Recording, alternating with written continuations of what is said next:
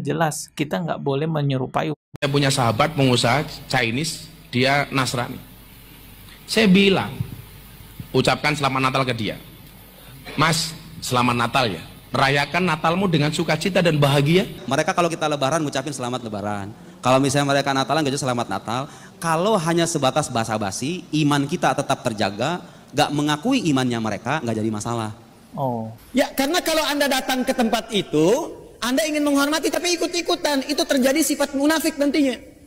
Ya, di lisan iya, di hati mengingkari. Itu nggak boleh, Islam nggak suka begitu.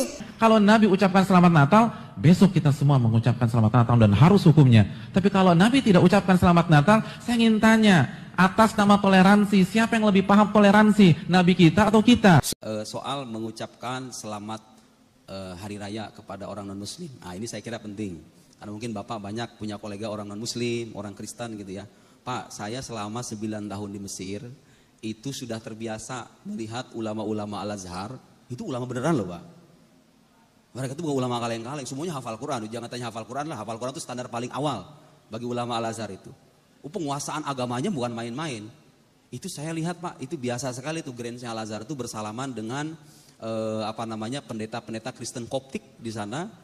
Uhanni al-Masihiyin bi'aidil milad Sayyidil Masih alaihissalam. Kami ucapkan selamat kepada saudara-saudara kita umat Kristiani atas perayaan. Mereka kan Natalnya bukan tanggal 25. Tapi bulan apa gitu, saya nggak tahu tuh. Kalau Kristen Koptik itu ya. Nah, kita harus bedakan begini. Kita harus bedakan antara pengucapan selamat yang sebatas basa-basi dengan pengucapan selamat yang disertai persetujuan bahwa kita mengimani keimanan yang bersangkutan. Itu beda. Nah, ulama-ulama yang membolehkan, emang ada yang bolehkan Pak? Karena begini, karena sebetulnya ucapan selamat itu hanya berdimensi sosial. Ya kayak basa-basi aja sebetulnya. Sekarang aja Pak, orang non-muslim itu kadang udah banyak ucapin assalamualaikum, ya kan? Sama kita. Kadang ucapin alhamdulillah. Kalau misalnya astagfirullah, ya kan? Orang non-muslim itu. Subhanallah, sekarang ada loh orang. Kadang-kadang itu sekarang tuh untuk konteks sekarang ya. Kadang-kadang itu ucapan mereka kalau kita lebaran ngucapin selamat lebaran. Kalau misalnya mereka Natalan gak selamat Natal. Kalau hanya sebatas basa-basi, iman kita tetap terjaga, gak mengakui imannya mereka, gak jadi masalah. Sebagian ulama membolehkan dan saya mendapatkan fatwa resmi dari Darul Ifta Al-Misriyah bahwa tahniat ghairil muslimin fi a'yadihim jaizah. Mengucapkan selamat atas hari raya orang non-muslim selama iman kita terjaga dan tidak ikut-ikutan dengan imannya mereka, itu boleh karena itu hanya berdimensi sosial, tidak berkaitan dengan akidah. Paham ya? Kecuali, tapi kan gak ada yang ngucapin begini nih. Orang muslim ngucapin begini, selamat Natal ya, aku mengimani Yesus sebagai Tuhan loh. Kan gak ada. Orang muslim begitu kan gak ada. Gak ada. Hampir rata-rata itu kalau orang-orang kantoran, selamat Natal ya, selamat Lebaran ya. Itu cuma basa-basi doang sebetulnya kan. Itu gak jadi masalah. Karena itu berkaitan dengan dimensi. Selama akidah terjaga, Bapak gak mau ngucapin, ya gak apa-apa juga gitu loh. Gak wajib sebetulnya. Orang-orang muslim yang mengatakan bahwasanya boleh saja mengucapkan selamat Natal, saya berani sumpah ikhwah, orang ini tidak punya ilmu agama dan imannya masih sangat tipis.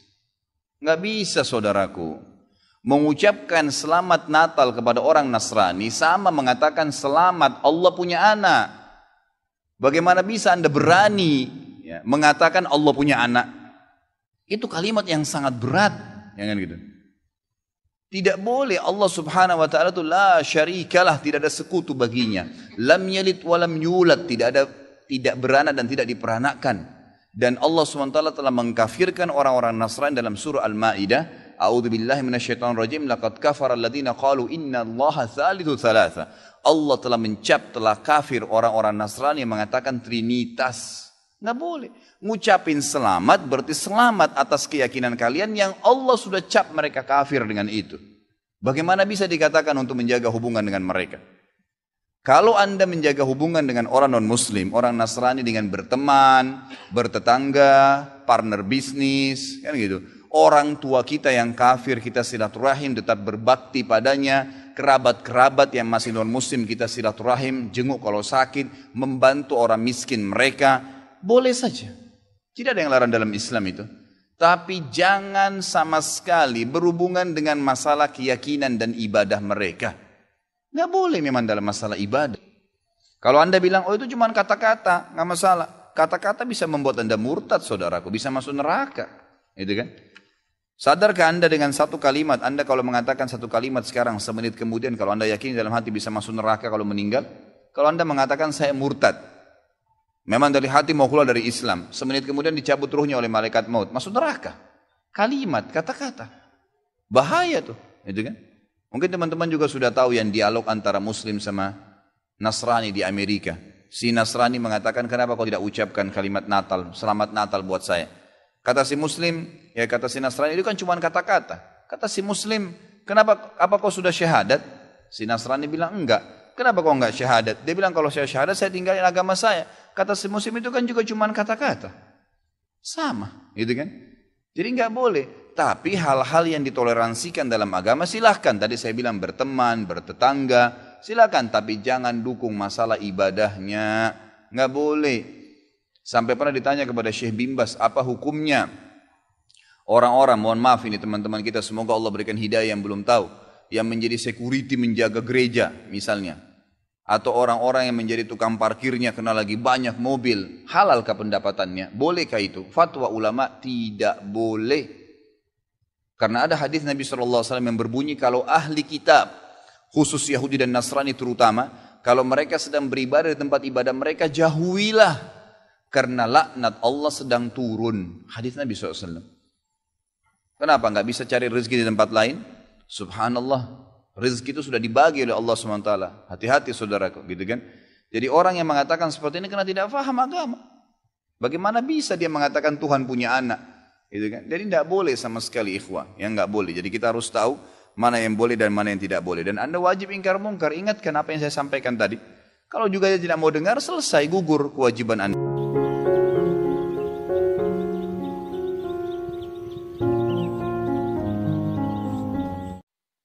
Itu asyafaqah alal khalqi kullihim, punya empati, punya kasih sayang ke semua makhluk.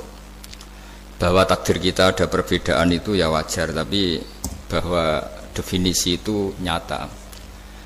Tadi beliau menyebut termasuk satu saudara atau satu komunitas dengan makhluk-makhluk Allah yang lain.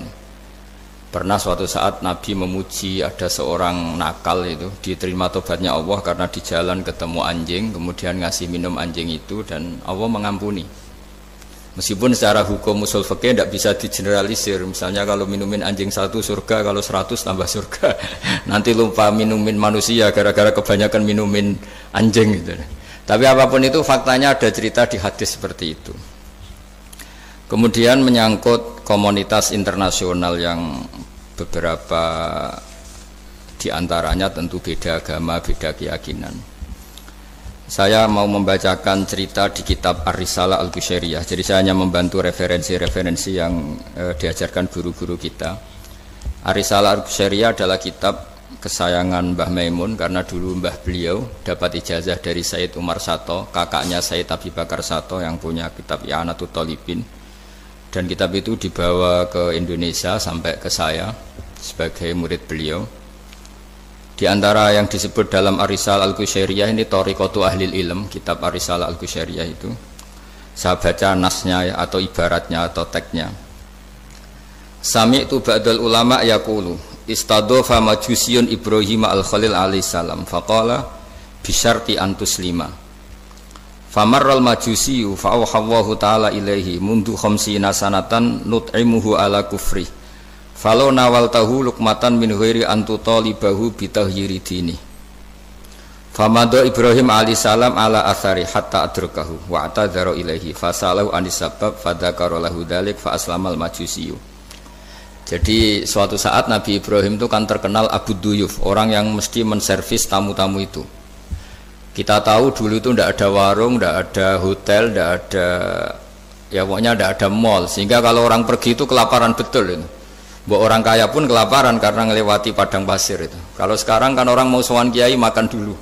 Karena takutnya di rumah kiai kan makan sungkan, jadi makan dulu nanti di kiainya tinggal pura-pura makan. Kalau dulu memang makan nih tamu itu wajib betul, kalau tidak ya kelaparan betul tamu itu.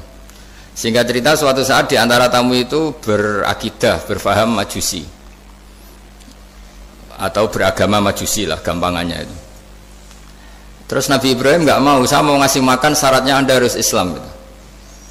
Akhirnya orang ini putus asa kemudian meninggalkan Nabi Ibrahim. Saat itu, saat orang itu meninggalkan Nabi Ibrahim, Allah memberi wahyu ke Nabi Ibrahim. Orang itu umurnya 50 tahun dan dia hidup karena tak kasih makan. Terus kata Allah, mundu khamsina sanatan nut'imuhu ala kufri. Saya yang Tuhan saja ngasih makan dia 50 tahun tanpa syarat dia harus Islam. Kamu baru dimintai makan sehari mensyaratkan Islam. Walhasil terus Nabi Ibrahim ngejar orang Majusi itu, terus monggo-monggo makan di rumah saya. Singkat cerita terus orang Majusi itu tanya, kenapa Anda berubah pikiran? Terus Nabi Ibrahim cerita bahwa beliau ditegur Allah kemudian harus melakukan itu. Jadi cerita-cerita seperti itu banyak. Dulu kita dengar para kiai sering cerita ketika seorang Yahudi rumahnya diusir Amr bin As untuk pembangunan masjid. Ketika lapor ke Sayyidina Umar, masjid itu yang mengambil tanahnya orang Yahudi harus dikembalikan ke orang Yahudi. Dulu guru-guru kita juga sering cerita Sayyidina Ali itu pedangnya dicuri sama orang Yahudi. Ketika ketemu di pasar atau di jalan, kemudian Sayyidina Ali yakin itu pedangnya, dilaporkan ke Qadhi Syureh. Setelah itu Sayyidina Ali diminta, buktinya apa? Saksinya siapa kalau itu pedang Anda? Saksinya Hasan dan Husain. Tapi kata hakim, Said Hasan Husain itu keluarga Anda, tidak sah jadi saksi. Zaman itu Sayyidina Ali masih berargumentasi, waqad qala Rasulullah sallallahu alaihi wasallam Hasanun wa Husainun sayyida syababi ahlil jannah. Tapi kata Imam Sureh, tetap standar saksi itu tidak boleh dari keluarga. Singkat cerita, qadhinya itu pakai standar hukum usul fikih, al-qaulu qaulu sahibil yad. Yang dibenarkan adalah yang sekarang megang barang itu. Ketika nggak ada saksi, al-musaddaq, yang dibenarkan al-qaulu qaulu sahibil yad, yang dibenarkan ya yang megang barang itu. Singkat cerita dimenangkan oleh orang Yahudi tadi. Setelah dimenangkan, Sayyidina Ali agak kecewa, masa seorang Amirul Mukminin sidang di pengadilan negeri kalah. Tapi orang Yahudi tadi akhirnya insaf, sadar sampai masuk Islam, sampai beliau ngendikan bihadza taqumus sama wal ard, karena ini langit dan bumi berdiri karena keadilan itu. Jadi ini cerita-cerita referensi yang bisa menolong teman-teman siapapun berkomunitas internasional. Karena pikiran saya sederhana ya, al ilmu yurisul ahwal, ilmu itu melahirkan sikap. Jadi kalau kita punya referensi yang cukup tentang toleransi, insya Allah kita hidup di mana saja punya toleransi, karena toleransi itu juga ajaran agama. Di antara yang diceritakan para guru-guru kita adalah ketika Nabi mau dibunuh oleh orang namanya Daksur atau Duksur, siapa nggak tahu KTP-nya saya. Kiai kalau baca Daksur. Ketika beliau sedang santai di satu tempat, tahu-tahu ada orang yang mengambil pedangnya kemudian bilang, mayyamna'uka minni ya Muhammad. Sekarang Anda sama saya berdua, siapa yang bisa menghalangi kamu? Nabi dengan rileks menghentikan Allah. Kemudian si Daksur ini gemetar, pedang jatuh. Kemudian diambil Nabi. Sekarang ya Daksur, mayyamna'uka minni, yang bisa menghalangi kamu siapa? Orang itu bilang la ahada, tidak siapapun. Nabi dengan gampangnya fa'afa anhu, Nabi memaafkan. Padahal ini jenis harbi, jenis orang yang jelas punya niat bunuh. Terus artinya kita-kita yang ngaji di pesantren, saya ngaji di Mbah Maimun, punya Bapak Kiai Nur Salim, semuanya ngajarkan bahwa di mana-mana perang kekerasan itu ya karena kita diperangin. Udina lil ladzina yuqatalun, karena kita diperangi kita boleh perang. Qatilul ladzina yuqatilunakum. Jadi yang boleh kita perangi ya zaman kayak kita dulu dijajah Belanda, dijajah Jepang zaman itu. Ketika sudah tidak ada penjajahan ya alasan itu sudah hilang karena mereka tidak merangi kita. Jadi apa ya, perang ya ada konteks rasionalitasnya, damai juga ada konteks rasionalitasnya. Tapi karena kita punya tradisi referensi, teman-teman yang di Jerman tak bantu, tadi ada kitab Arisal Al-Qushairiyah, terus ada beberapa cerita-cerita tadi kayak Daksur. Kalau ayatnya jelas ya, jelas qatilul ladzina yuqatilunakum wa in janahu lisalmi fajnah laha wa tawakkal 'ala Allah. Bahkan seperti yang diceritakan Profesor Quraisy tadi, yang sedang kita benci pun bisa saja suatu saat teman. Dalam surat Mumtahanah itu atau Mumtahinah ada ayat asawwau ayyaj'ala bainakum wa bainal ladzina ataitum minhum mawaddah. Bisa saja orang yang sekarang kamu benci suatu saat kamu cintai. Wallahu qadir, itu Allah Maha Kuasa. Dan tadi saya menambahkan yang dikatakan Profesor Quraisy tentang belajar. Dulu Nabi itu enggak puasa Asyura. Tapi ketika datang ke Medina, orang-orang Yahudi itu puasa Asyura. Coba tanyakan ke mereka, kenapa puasa tanggal 10? Terus mereka menjawab, yaumun najjawahu fi Musa, itu hari yang Allah menyelamatkan Nabi Musa. Terus fa'amara bisyami, kemudian Nabi menyuruh sahabat puasa. Artinya dulu itu segampang itu hidup, itu sesuatu yang baik apa, ya sudah ditiru. Meskipun kita tahu Nabi itu tentu mustaqil bil istihad, Nabi itu orang yang mandiri. Tapi memberi percontohan kita betapa gampangnya kita seperti itu. Dulu ada seorang Yahudiyah meminta sama Sayyidah Aisyah dan dikasih. Ketika dikasih, dia mendoakan semoga kamu Aisyah selamat dari siksa kubur. Zaman itu Sayyidah Aisyah itu belum tahu tentang siksa kubur sehingga beliau engkar, nggak percaya. Tapi setelah Rasulullah datang dan diceritanin Nabi, oh iya siksa kubur itu ada. Dan semenjak itu Nabi selalu isti'adah minta perlindungan dari siksa kubur. Jadi dulu di komunitas-komunitas beda agama sesuatu yang benar ya dibenarkan. Makanya kaidah umum dalam interaksi antar agama itu la tusaddiquhum wa la tukadzibuhum, ya kamu jangan bilang iya, jangan-jangan enggak, ya jangan bilang tidak, jangan-jangan iya. Jadi aturan ilmunya jelas la tusaddiquhum wa la tukadzibuhum. Ya artinya sesuai referensi ilmu lah kira-kira begitu. Terus yang terakhir, ini saya mohon maaf sama komunitas di Jerman karena saya ini pura-puranya aja sibuk. Karena saya kira ini seberapa jam lagi saya ngajar ini. Nanti kalau saya tidak ngajar di sini yang ngundang agak-agak dosa. Jadi supaya sama-sama tidak dosa, ini saya ya nuruti jenengan. Tapi ya karena saya ngajar ini juga yang datang orang macam-macam. Ada yang Kalimantan, Sumatera mau ngaji di sini. Ini seberapa jam lagi saya ngaji Sahih Muslim. Yang terakhir ini di halaman Kitabu Adabil Ulfa wal Ukhuwah halaman 285 dalam Ihya juz 2. Di kitab saya juz 2. Mungkin kalau beda cetakan yang jelas ikut Kitabu Adabil Ulfa wal Ukhuwah. Di sini diterangkan oleh Imam Ghazali dengan beberapa riwayat yang disebut al-jiranu salasatun. Bertetangga itu ada 3. Jarun lahu hakun wahid, ada tetangga yang punya hanya 1 hak.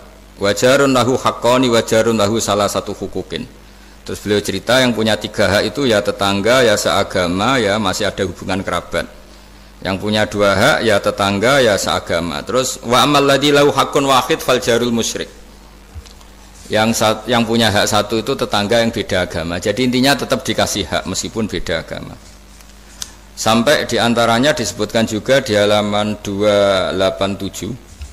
Imam Ghazali ngendikan, beliau berfatwa dan beliau bercerita, rawahu Umar bin Shu'aib an Nabi an Jaddih anin Nabi. Terus qala Mujahid kuntu inda Abdillah bin Umar wa ghulamun lahu yaslahu syatan faqala ya ghulam idza salakhta fabda bijarinal Yahudi. Abdullah bin Umar itu sedang memasak kambing, atau itu pembantunya ini sedang nguliti kambing. Itu pesannya Abdullah bin Umar, ya ghulam idza salakhta fabda bijarinal Yahudi, nanti jangan lupa tetangga kita yang Yahudi. Ini di Ihya halaman 287. Hanya cerita kebaikan. Jadi cerita-cerita perang itu ya karena kita diperangin, tapi ya kalau kita dibaikin ya baik, itu ajaran Islam. Hatta qala dzalika miraron. Faqala lahu lima taqulu hadza. Ini pembantunya juga enggak langsung menerima. Kenapa? Saking enggak mau nerimanya diulang-ulang lagi oleh Abdullah bin Umar. Faqala inna Rasulullah sallallahu alaihi wasallam lam yazal yusina bil jar hatta khashina annahu sayuwarrithu. Kenapa engkau melakukan itu ya Abdullah bin Umar? Terus beliau menjawab, Rasulullah itu selalu berpesan untuk berbuat baik sama tetangga. Tadi kita tahu kalau tetangga punya 3 hak berarti seagama, ada hubungan kerabat, hakul jar berarti 3. Ada yang seagama dan tidak punya hubungan kerabat berarti punya 2 hak, yaitu satu agama dan kerabat. Ada yang punya 1 hak saja, ya tidak keluarga, tidak seagama, tapi karena tetangga itu juga tetap punya hak. Dan itu pun masuk kategori lam yazal yusina bil jar, termasuk orang-orang yang harus kita baikin. Ya kalau di Qur'annya kayak tadi ya, qatilul ladzina yuqatilunakum, boleh merangi ya yang merangi kita. Udzina lil ladzina yuqatalun, diberi hak merangi ya sama yang merangi kita, bukan yang tidak merangi kita. Terus waqala Hisam, Kanal Hasanu la yara ba'san antut imal jarul Yahudiyya wan Nasraniyya min udhiyatik. Bahkan sebagian ulama di sini disebut Hasan Basri berpendapat kalau berkorban, kalau punya tetangga Yahudi yang butuh nggak apa-apa dikasih dagingnya. Ini di halaman Ihya 287 juz 2. Jadi dari cerita-cerita itu dan referensi-referensi itu, teman-teman di Jerman nggak usah khawatir lah kalau kiai-kiai kayak kita itu berfatwa nggak boleh berkomunitas internasional nanti takut begini-begini, ndak lah. Kita bacanya ya sama seperti yang dibaca Profesor Kures, sama yang dibaca guru-guru kita.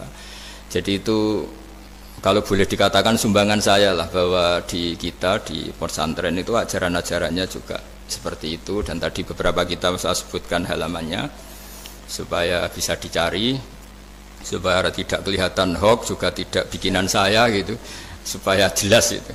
Dan saya mohon maaf karena nggak bisa ngikuti sampai selesai, tapi saya ngapresiasi, semoga jadi syawal yang baik. Minal aidin wal faizin. Minal aidin artinya kita kembali menjadi ahli surga. Saya termasuk yang sependapat dengan kitab yang saya baca. Dulu kita ini ahli surga karena Nabi Adam lahirnya di surga dan diciptakan di surga. Karena satu kesalahan beliau harus kembali ke bumi. Dan setelah puasa itu selesai dan diterima, kita kembali ke ahli surga lagi. Maksud minal aidin, kita kembali lagi berstatus sebagai ahli apa? Surga. Dan itu dimulai dari saling memaafkan. Karena yang menghalangi masuk surga itu hak adami. Manusia itu kan paling kikir untuk memaafkan orang lain. Padahal kalau hak adami belum selesai itu Allah tidak mau memaafkan. Makanya syaratnya masuk surga harus kita saling memaafkan. Dengan cara seperti itu insya Allah kita minal aidin wal faizin. Jadi mohon maaf, sekali lagi mohon maaf karena saya tidak bisa ngikuti sampai selesai karena saya harus ngaji. Karena bukan papa ya, memang harus. Andikan sunat itu mungkin saya tinggalkan. Mohon maaf sekali. Wassalamualaikum warahmatullahi wabarakatuh. Waalaikumsalam. Terima kasih sekali Gus Baha. Kalau misalnya untuk satu pertanyaan mungkin masih bisa Gus Baha atau Prof. Rais, atau Prof. Rais sama-sama harus tinggal 2 menit. Namun tadi nih Gus, banyak yang nunggu, nanti saya yang dimarahi, ini saya juga menunaikan kewajiban. Prof. Rais, ada satu pertanyaan dari Satu pertanyaan saya tunggu. Terima kasih Prof. Ini saya tanyakan langsung Prof. Saya pernah mendengar panjenengan menyampaikan tentang konsep kedamaian aktif dan pasif. Mungkin bisa dijelaskan Prof mengenai hal tersebut, khususnya dalam rangka mempersatukan hati tadi itu Prof. Baik, jadi begini, saya beri contoh. Berdamai pasif itu Anda tidak ganggu orang. Damai aktif itu Anda memberikan sesuatu yang positif pada orang. Kalau kita berada di bus, duduk tanpa menyapa yang di samping kita, tanpa mengganggunya, kita duduk dengan baik sambil membaca atau merenung, itu terjadi kedamaian, tapi itu damai pasif. Ada yang aktif adalah Anda memberi dia, ini koran Mas mau baca, ini permen Mas, ajak dia ngobrol dan sebagainya, itu damai aktif. Nah, di Al-Qur'an itu dua-duanya ada itu. Ya, idza khatabahumul jahiluna qalu salama. Kalau mereka itu disapa oleh orang-orang jahil, mereka tinggalkan. Salama, saya berikan kedamaian, damaian pasif. Nah, ya karena itu pesannya, kalau tidak bisa memberi, jangan ambil haknya orang. Kalau tidak bisa memuji, jangan cela dia. Kalau tidak bisa membantu, jangan jerumuskan dia. Itu damai pasif dan aktif. Terima kasih. Terima kasih Prof. Quraish Shihab. Sejatinya kami ingin memohon doa juga, tetapi insya Allah sedikit insya Allah lain kali kita. Ya, Prof. Quraish Shihab. Terima kasih sekali. Selalu, Prof. Terima kasih. Assalamualaikum. Terima kasih. Waalaikumsalam warahmatullahi. Sekarang kita lompat kembali ke Gus Baha. Moga-moga beliau masih berkenan menjawab pertanyaan saya. Ngapunten Gus, satu saja Gus. Panjenengan pernah menyampaikan apabila kebodohan itu merusak, tetapi sok pintar itu jauh lebih merusak. Nah, ini mungkin panjenengan berkenan menyampaikan soal itu. Tentu ada bodoh yang benar-benar nggak ditoleransi Allah Ta'ala, yaitu bodoh tentang Tuhan ya. Kita dikasih nikmat Allah, dikasih bumi untuk dipakai tanpa bayar, dikasih oksigen. Kemudian kita bodoh, nggak tahu yang memberi siapa, itu kan bodoh betul. Tapi lebih merusak lagi ketika nggak ngerti, mengklaim dirinya sebagai ngerti. Karena itu artinya kan sesuatu yang harusnya larangan dimengerti, gara-gara kamu bilang itu ilmu, itu terus diilmukan. Jadi sesuatu yang salah tapi diilmukan, itu lebih ngeri karena menyesatkan. Saya beri contoh misalnya begini ya. Kita di pondok itu kan ngaji jelimet lah. Jelimet itu ya detail gitu. Sehingga kita tahu lah bodoh yang paling nggak ditoleransi itu bodoh tentang Allah. Sehingga ketika pertama kita ngaji, awal wajibin alal insan ma'rifatullah, pertama yang harus kita tahu itu Allah. Kita sebagai warga negara Indonesia saja tahu presidennya siapa, bupati kita siapa. Masa di buminya Allah tidak tahu yang bikin siapa, itu kan kebangetan. Itu bodoh, itu merusak. Terutama bodoh dalam hal-hal yang harus ngerti, ya itu tadi ma'rifatullah. Tapi juga ada yang lebih fatal lagi, tidak ngerti tapi menyesatkan dengan klaim ngerti. Itu yang umat Islam zaman Imam Ghazali itu selalu mengingatkan bahayanya filsafat yang menyesatkan. Misalnya teori tentang Tuhan. Tuhan itu logos terus begini, itu jeluwimet sampai yang dengarkan aja nggak paham. Yang ngomong juga masih nggak paham, apalagi yang mendengarkan. Tapi itu kan mengkaburkan teori Tuhan yang sejelimet itu. Padahal Tuhan bisa ditemukan dengan cara yang mudah. Tuhan itu siapa? Ya, yang pokoknya yang menciptakan langit bumi itu namanya Tuhan. Tuhan itu siapa? Yang wujudnya paling awal itu namanya Tuhan. Tapi gara-gara diberi penjelasan seakan-akan jelimet ilmiah, padahal itu nggak benar, itu hanya nggak benar. Nah, itu lebih ngeri lagi karena orang akan bertuhan dengan cara yang salah. Ya kira-kira gitulah contoh ekstrimnya. Terus saya gimana? Terus saya nambahi tadi. Udah cukup ya? Akhir penutup permintaan dari kawan-kawan untuk berdoa, Gus. Oh iya. Untuk kami-kami di sini. Ya, karena progresnya tadi sudah melimpahkan panjenengan. Oh ya. Terus saya menambahkan sedikit tentang yang didawuhkan Pak Quraisy tadi. Memang di terakhir dawuhnya Nabi, kamu harus berbuat baik. Kalau nggak bisa ya Rasulullah, mendukung yang baik. Kalau nggak bisa ya Rasulullah, Nabi terakhir ngendikan takufu syarroka anin nas fa innaha sadaqatun minka ala nafsik. Potensi kejahatan kamu jangan menimpa orang lain, itu ya bagian dari sedekah kamu. Jadi takufu syarroka anin nas fa innaha sadaqatun minka ala nafsik. Jadi misalnya bawaan kita baru nggak mood, bawaan kita baru ingin emosi, ya sebaiknya jangan ketemu orang, nanti bawaannya cemberut. Tapi kalau bawaan kita sedang baik, ya sudah nggak apa-apa ketemu orang itu. Jadi ya diukur-ukur sendiri lah gitu. Makanya kalau sedang jatuh tempo kredit, banyak utang, tidak usah keluar, nanti bawaannya ketemu orang marah, ya kira-kira gitu. Ya dihitung-hitung sendiri. Al-Fatihah. A'udzubillahi minasyaitonirrajim. Bismillahirrahmanirrahim. Alhamdulillahirabbil alamin arrahmanir rahim maliki yaumiddin. Na'budu wa nasta'inu shiratal mustaqim. Shiratal ladzina an'amta 'alaihim ghairil maghdubi 'alaihim waladdallin. Bismillahirrahmanirrahim. Nahmaduka ya Ghafur ya Syakur ya Wadud. Allahumma shalli wa sallim wa barik ala sayyidina Maulana Muhammadin wa ala alihi washabbihi wa barik wasallam asma'in. Nas'aluka ya Allah bi anna lakal hamda la ilaha illa anta al-hannan al-mannan ya badi'as samawati wal ardi ya hayyu ya qayyum. Nas'aluka ya Allah antarzuqna at-ta'asiyya wal qudwata wal iktida bi nabiyyika Muhammadin sallallahu alaihi wasallam. Rasulullah yas'alim ayatika yu'allimuhumul kitab wal hikmata yusakkihim antal azizul hakim. Wa nas'aluka ya Allah antas'ala himmatana fi hadhihi dar ila kalimatikal ulya wasujuda laka warruku'a laka hatta nakuna ibadan laka ma'ari ayatin minka wa hifdin minka ya wa ir'ana fi aini riayatik wa hfatna bi hifdik nama kunna ya wa fi ardika wa fi mulkika ya wa faj'alna aminin mutmainin alladina la khawfun alaihim wa lahum yahzanun warzuqna al-busyra fid dunya wal akhirah urzuqna ya wa at-tawadduda wa at-tahaba ya wa sing yakunu dzalika sababan ya wa li ilahi kalimatika al-ulya wa khidmati dinika ya wa alal mahajjatil bayda lailuha kana hariha ya aqimna ala dzalika wa a'inna ala dzikrika wa syukrika wa husni ibadatik rabbana atina fid dunya hasanah fil akhirati hasanah wa qina adzabannar sallallahu ala sayyidina Muhammad sallallahu alaihi wasallam subhana rabbika rabbil izzati amma yasifun wa salamun alal mursalin walhamdulillahi rabbil alamin. Al-Fatihah. Ar-Rahmanir Rahim Maliki Yaumiddin Iyyaka na'budu wa iyyaka nasta'in Shiratal ladzina an'amta 'alaihim ghairil maghdubi 'alaihim waladdallin. Nggih, mohon maaf.